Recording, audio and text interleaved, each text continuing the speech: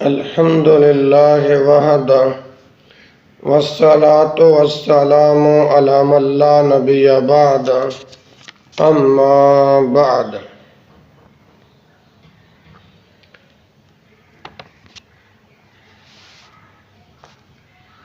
پیارے بھائیوں، دوستوں اور بزرگوں، حمد و ثنا کے بعد اے مومن معاشرے کے لوگوں، میں اپنے آپ کو اور آپ سب کو اللہ سے ڈرنے کی نصیحت کرتا ہوں۔ اے لوگوں جو ایمان لائے ہو، اللہ سے ڈرو جیسا کہ اس سے ڈرنے کا حق ہے۔ تم کو موت نہ آئے مگر اس حال میں کہ تم مسلم ہو۔ اے امت اسلام، جب اولاد آدم ابھی آدم علیہ السلام کے صلب میں تھی تو اس وقت اللہ تعالیٰ نے ان سب سے یہ عہد لیا تھا کہ وہ اسی کی عبادت کریں گے اور اس کے ساتھ کسی کو شریک نہ ٹھہرائیں گے۔ اللہ تعالیٰ کا فرمان ہے، اے نبی، لوگوں کو یاد دلاؤ وہ وقت جب کہ تمہارے رب نے بنی آدم کی پشتوں سے ان کے نسل کو نکالا تھا اور انہیں خود ان کے اوپر گواہ بناتے ہوئے پوچھا تھا، کیا میں تمہارا رب نہیں ہوں؟ کیا میں تمہارا رب نہیں ہوں؟ اللہ اکبر۔ انہوں نے کہا، ضرور آپ ہی ہمارے رب ہیں، ہم اس پر گواہی دیتے ہیں۔ یہ ہم نے اس لیے کیا کہ تمہیں قیامت کے روز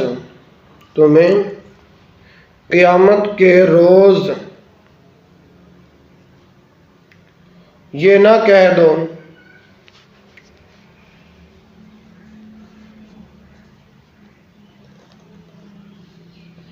کہ ہم تو اس بات سے بے خبر تھے۔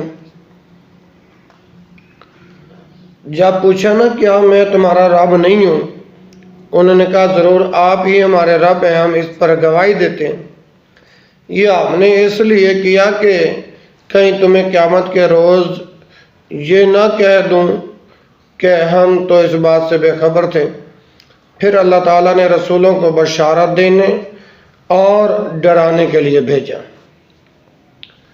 علماء کو انبیاء کا وارث بنایا۔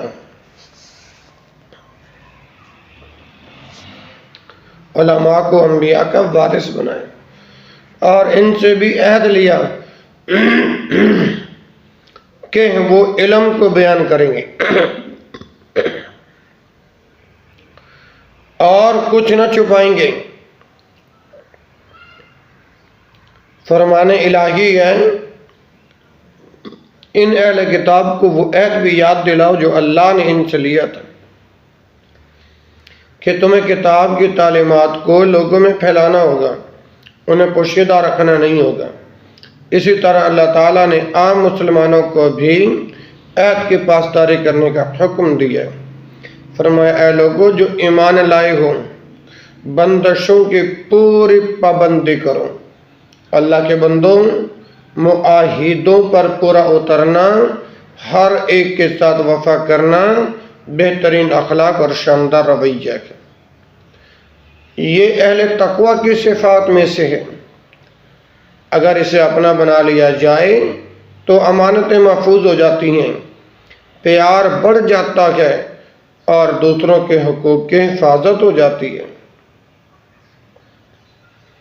عہد کی پاسداری کے بغیر لوگوں کے درمیان تعاون کی فضا قائم ہو ہی نہیں سکتی۔ قیامت کے دن بھی انسان سے اس کے متعلق پوچھا جائے گا۔ عہد کی پابندی کرو، فرمان الہی ہے، بے شک عہد کے بارے میں تم کو جواب دہی کرنا ہوگی۔ عہد کو پورا کرنے والے لوگ وہ ہیں جو اللہ تعالیٰ کی عبادت کرتے ہیں اور اللہ کی حدود پر رک جاتے ہیں اللہ کے تمام احکام بجا لاتے ہیں اور جن چیزوں سے اللہ نے روکا ہے ان سے رک جاتے ہیں۔ سیدنا ابن عباس رضی اللہ عنہ فرماتے ہیں کہ اللہ تعالیٰ نے قرآن کریم میں جس چیز کو بھی حلال یا حرام کیا ہے اسے ایک معاہدے کی حیثیت حاصل ہے۔ اسی طرح نماز، زکوٰۃ، قول و عمل میں احسان، یہ سب اللہ تعالیٰ کے ساتھ انسان کے معاہدے کا حصہ ہیں جسے پورا کرنا لازمی ہے۔ فرمان باری تعالیٰ ہے، یاد کرو اسرائیل کی اولاد سے ہم نے پختہ عہد لیا تھا کہ اللہ کے سوا کسی کی عبادت نہ کرنا، ماں باپ کے ساتھ، رشتہ داروں کے ساتھ، یتیموں اور مسکینوں کے ساتھ نیک سلوک کرنا، لوگوں سے بھلی بات کہنا، نماز قائم کرنا اور زکوٰۃ دینا، مگر تھوڑے آدمیوں کے سوا تم سب اس عہد سے پھر گئے اور اب تک پھرے ہوئے ہو۔ انسان پر جن لوگوں کے حقوق ہوتے ہیں ان کے ساتھ وفا کرنا اور ان کے ساتھ کیے گئے معاہدوں کے اوپر پورا اترنا انتہائی اہم ہے، جسے اولاد، بہن بھائی، بیوی یا شوہر اور دوست، احباب وغیرہ سب کے ساتھ اچھا معاملہ کرنا چاہیے۔ سیدہ خدیجہ رضی اللہ عنہا نے نبی اکرم صلی اللہ علیہ وسلم کی بہت مدد کی۔ دعوت کے ابتدائی ایام میں انہوں نے اپنے جان اور اپنے مال سے آپ صلی اللہ علیہ وسلم کا ساتھ دیا تاکہ آپ صلی اللہ علیہ وسلم دعوت کی ذمہ داری کے آسان طریقے سے نبھا سکیں۔ سیدہ خدیجہ رضی اللہ عنہ تبلیغ دین میں آپ کے بہترین ساتھی ثابت ہوئے۔ سبحان اللہ۔ بخاری اور مسلم کی روایت میں ہے کہ جبریل علیہ السلام نبی کریم صلی اللہ علیہ وسلم کے پاس آئے اور آ کر کہنے لگے، اے اللہ کے رسول، خدیجہ ایک برتن میں سالن یا کھانے پینے کی کوئی چیز لے کر آ رہی ہے، جب وہ آ جائے تو انہیں اللہ کی طرف سے سلام پیش کیجیے گا۔ اللہ اکبر، اللہ۔ اور میری طرف سے بھی سلام پیش کیجیے گا اور انہیں جنت کے اندر ایک ایسے گھر کی خوشخبری دیجیے گا کہ جس کے اندر نہ تھکاوٹ ہوگی نہ شور و غل۔ اللہ اکبر، اللہ۔ امام سہیلی رحمہ اللہ فرماتے ہیں کہ یہ مقام سیدہ کے لیے مناسب ترین ہے، کیونکہ سیدہ نے آپ صلی اللہ علیہ وسلم کی خوب اطاعت اور فرما برداری کی۔ دونوں میں کبھی تو کار کی نوبت نہیں آئی، نہ کبھی لڑائی ہوئی اور نہ کبھی آپ صلی اللہ علیہ وسلم کو ان کی وجہ سے کسی مشکل کا سامنا کرنا پڑا، بلکہ سیدہ نے ان کی ہر مشکل آسان کی۔ اس وقت بھی ان کا ساتھ دیا جب ان کے ساتھ کوئی نہ تھا۔ آپ صلی اللہ علیہ وآلہ وسلم کی تمام پریشانیوں میں آپ کا ساتھ دیتی رہی۔ وہ ہر طرح سے آپ کو راضی کرنے کی کوشش کرتی تھیں۔ کبھی سیدہ سے کوئی ایسی حرکت سرزدہ نہیں ہوئی جسے آپ صلی اللہ علیہ وسلم کو غصہ آیا ہو۔ اسی لیے ان کے لیے یہ گھر موزوں ترین ہے، کیونکہ انہوں نے دنیا میں آپ صلی اللہ علیہ وسلم کو کبھی پریشان نہ کیا، نہ کبھی شور و غل مچایا، تو آخرت میں انہیں ایسا ہی گھر ملا کہ جس میں نہ تو شور ہوگا نہ تھکاوٹ۔ اور رسول اللہ صلی اللہ علیہ وسلم نے بھی سیدہ سے خوب وفا کی، ان کے حق اور ان کے مقام کو پہچانا، حتیٰ کہ سیدہ کی وفات کے بعد بھی آپ صلی اللہ علیہ وسلم کثرت سے ان کا ذکر کرتے رہتے، ان کے فضائل اور بھلائیاں بیان کرتے رہتے اور سیدہ کی سہیلیوں کا بھی خیال رکھتے۔ ظاہر ہے کہ جو کسی سے پیار کرتا ہے تو محبوب کی پیاری چیزوں سے بھی پیار ہونے لگتا ہے۔ صحیح مسلم میں ہے کہ جب رسول اللہ صلی اللہ علیہ وسلم قربانی فرماتے، جب رسول اللہ صلی اللہ علیہ وسلم قربانی کرتے تو فرماتے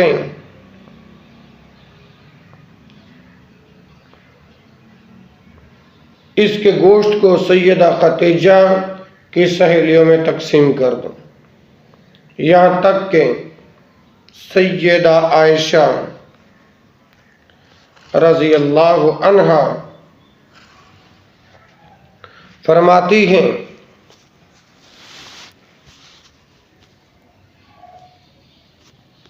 سیدہ عائشہ رضی اللہ عنہ فرماتی ہیں آپ صلی اللہ علیہ وسلم کے بیویوں میں سے مجھے کسی سے اتنی غیرت محسوس نہیں ہوئی تھی جتنی مجھے سیدہ خدیجہ رضی اللہ عنہا سے ہوئی۔ رسول اللہ صلی اللہ علیہ وسلم کثرت سے انہیں یاد کرتے اور اکثر یوں کرتے کہ قربانی کر کے سیدہ خدیجہ کی سہیلیوں کی طرف بھیج دیتے تھے۔ اللہ اکبر اللہ۔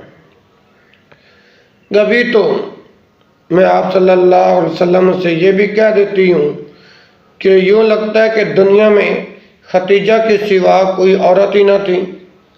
اس پر وہ فرماتے کہ جی ہاں، اس میں یہ بھی فضیلت تھی کہ وہ بھی بلائی تھی اور اللہ تعالیٰ نے اس میں سے مجھے ایک بیٹا بھی دیا تھا۔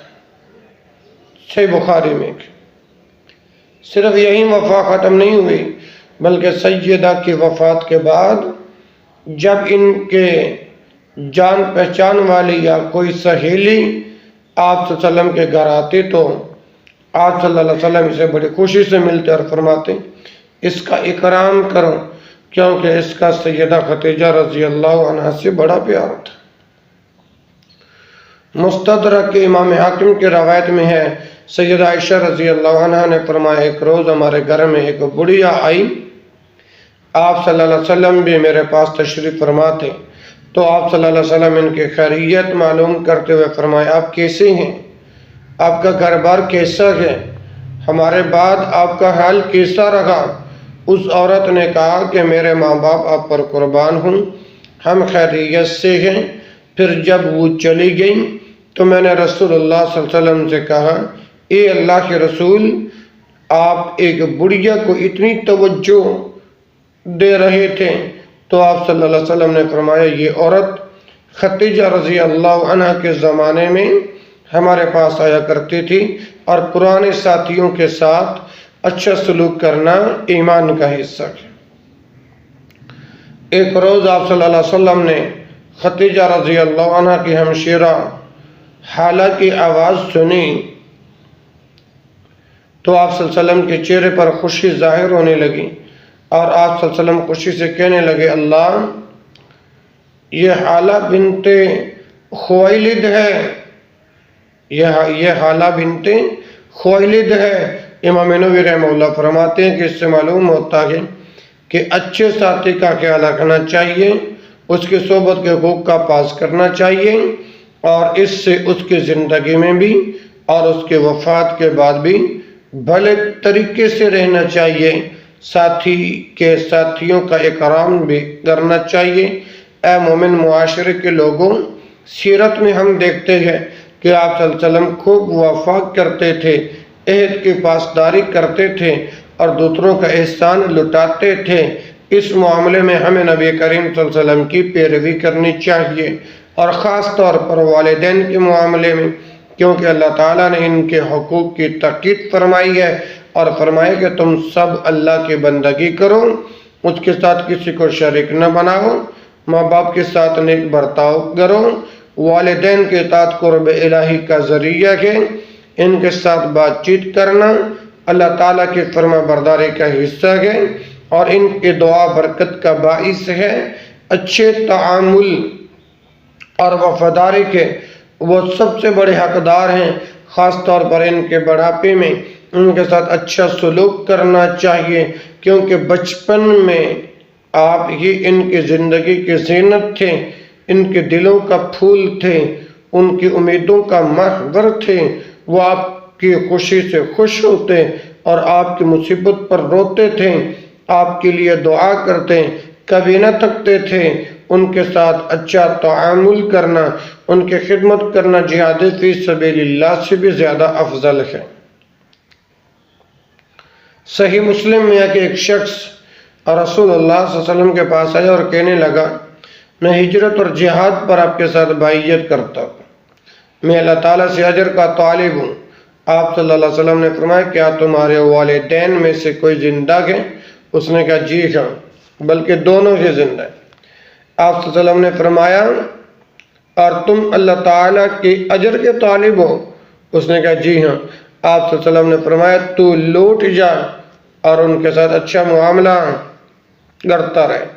ہمارے بزرگ نفل عبادت کی نسبت والدین کی فرما برداری کو زیادہ اہمیت دیتے تھے۔ محمد بن المنذر رحمہ اللہ فرماتے ہیں، میں ساری رات اپنے ماں کے پاؤں دباتا رہا اور میرا بھائی نماز پڑھتا رہا، میرے دل میں یہ خواہش نہیں آئی کہ میں اس کی جگہ پہ ہوتا۔ ادب المفرد میں ہے کہ سیدنا عمر رضی اللہ عنہ نے دیکھا کہ ایک شخص رو رہا ہے، تو آپ صلی اللہ علیہ وسلم نے اس سے کہا، کیا تم آگ سے ڈرتے ہو اور جنت میں جانا چاہتے ہو؟ اس نے کہا جی ہاں۔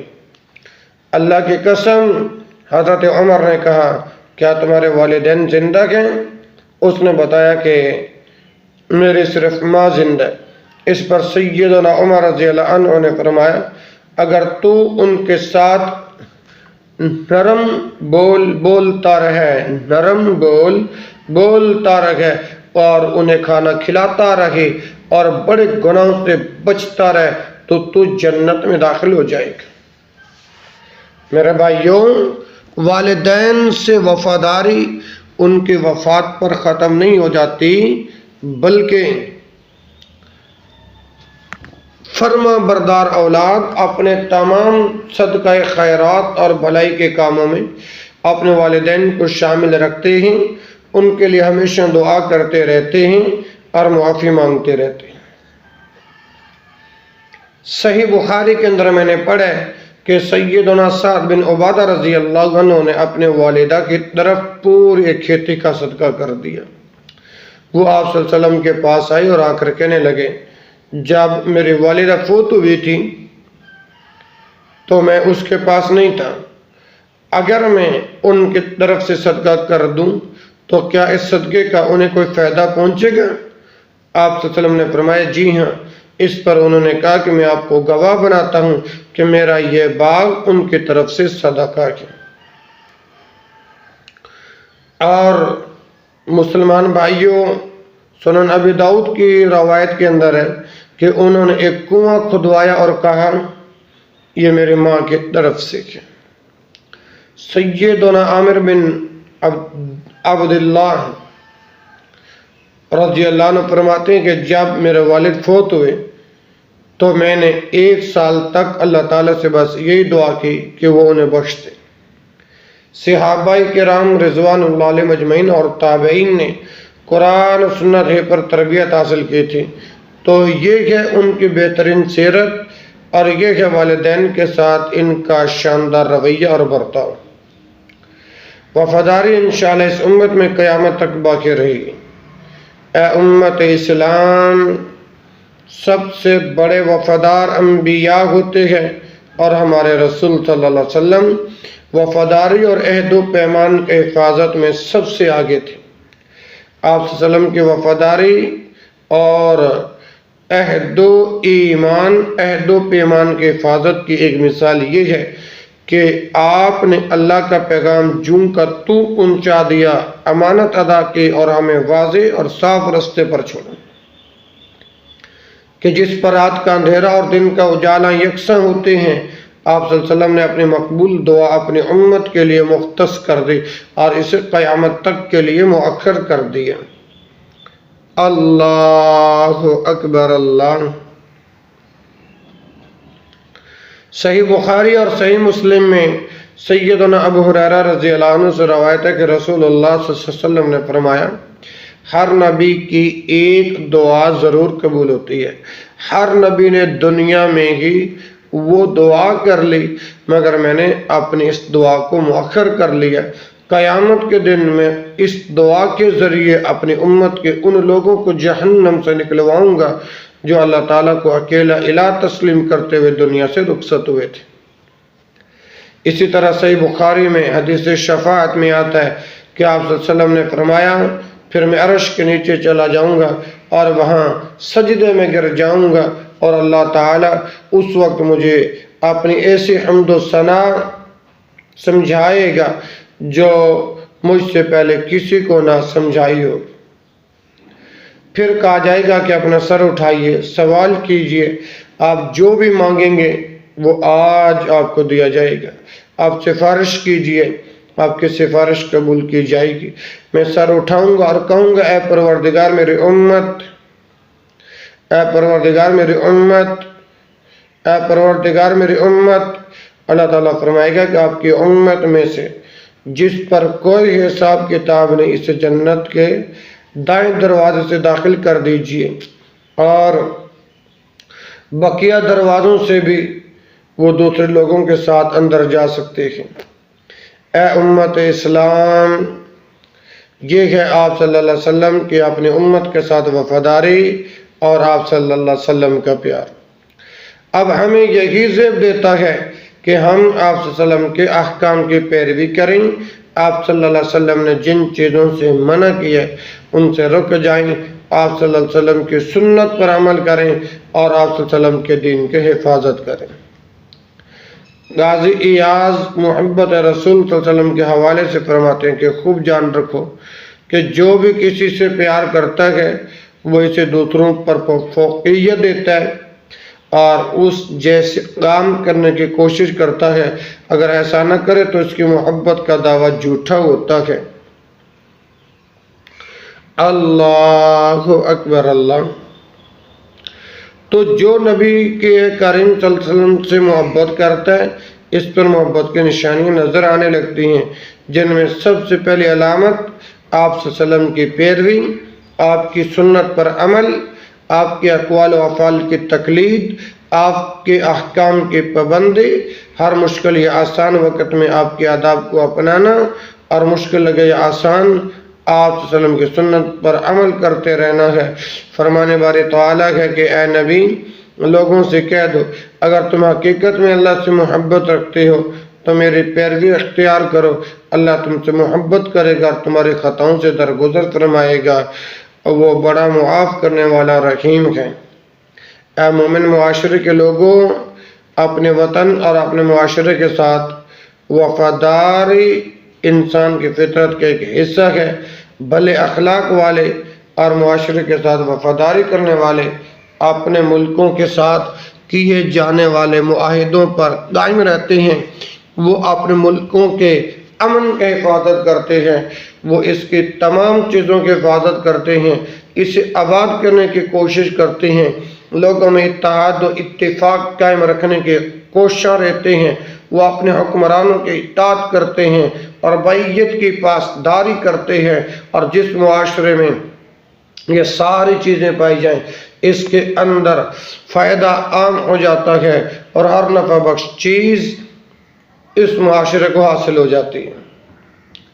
اے اللہ کے بندو، مسلمان صرف اپنی سرزمین اور اپنے ملک ہی سے وفادار نہیں ہوتا بلکہ وہ مسلمانوں کے مقدسات کا بھی خیال رکھتا ہے اور ان کی حفاظت کرتا ہے، وہ مسلمانوں کے تمام مسائل حل کرنے کی کوشش کرتا ہے۔ نبی کریم صلی اللہ علیہ وسلم کا فرمان ہے صحیح مسلم میں، اہل ایمان کی محبت، باہمی رحم اور بھلے تعامل کی مثال ایسی ہے جیسے ایک جسم ہو جس کا ایک حصہ شکایت کرے تو سارا جسم اور بے خوابی میں رکھیں۔ الحمدللہ بلاد حرمین سعودی عرب مسلمانوں کے مسائل کو حل کرنے کے لیے کوشاں ہیں اور مسلمانوں کے ساتھ مل کر اسلامی مقدسات کے مسائل حل کرنے کے لیے، مسلمانوں کے احوال درست کرنے کے لیے ہمیشہ کی طرح اپنے خدمات انجام دے رہا ہے۔ اس ملک کے تمام بادشاہ فلسطین اور مسجد اقصی کے مسائل حل کرنے کے لیے ایک سے بڑھ کر خدمات دیتے آئے ہیں۔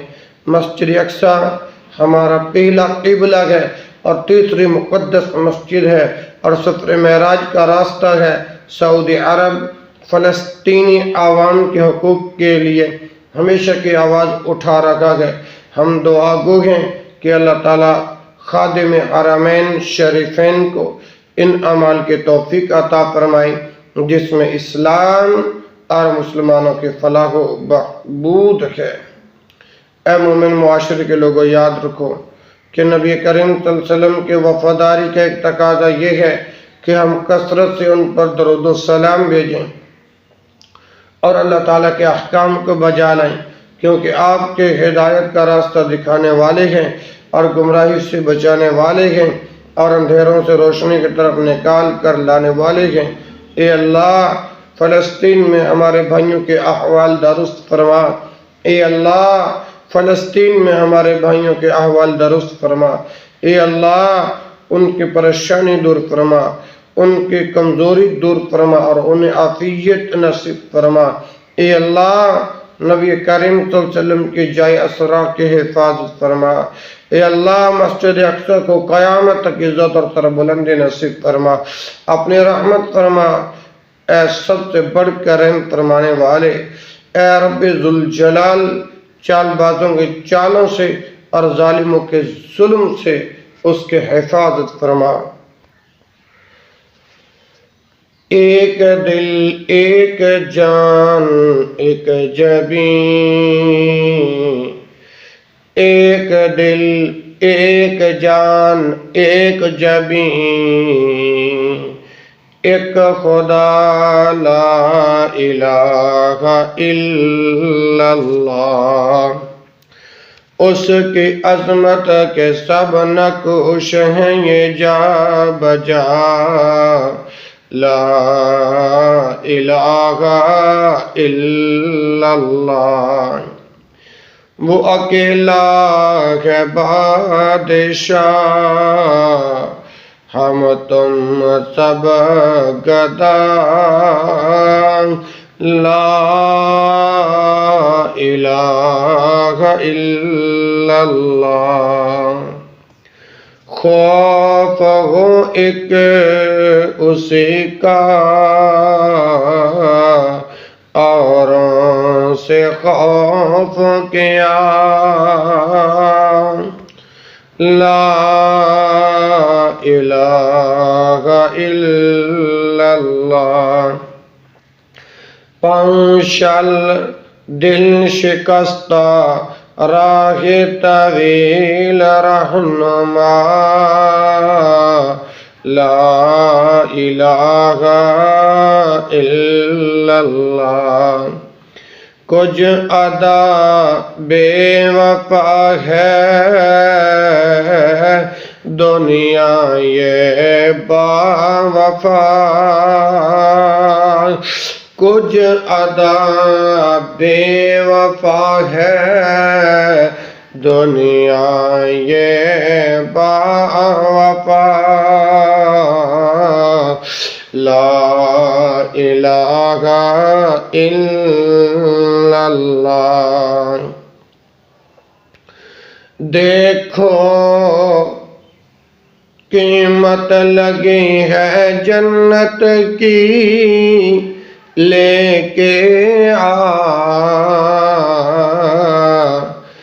دیکھ قیمت لگی ہے جنت کی، لے کے آ،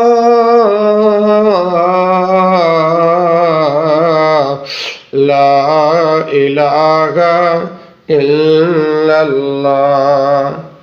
چشمے خورشید جس سے خیرہ ہو وہ ضیاء، لا الہ الا اللہ۔ پھر لگے آج نعرہ تکبیر رن پڑا، لا الہ الا اللہ۔ کوئی پوچھے اگر فلاں کے رہا تو تم بتا، لا الہ الا اللہ۔ تو وفور غم و مسرت میں نہ بلا، لا الہ الا اللہ۔ کرم کرم آنسوؤں کے رمجم میں مسکرا، لا الہ الا اللہ۔ ہر تڑپتے ہوئے کو کافی ہے اللہ، ہر تڑپتے ہوئے کو کافی ہے اللہ، یہ دوا لا الہ الا اللہ۔ وآخر دعوانا الحمد للہ رب العالمین۔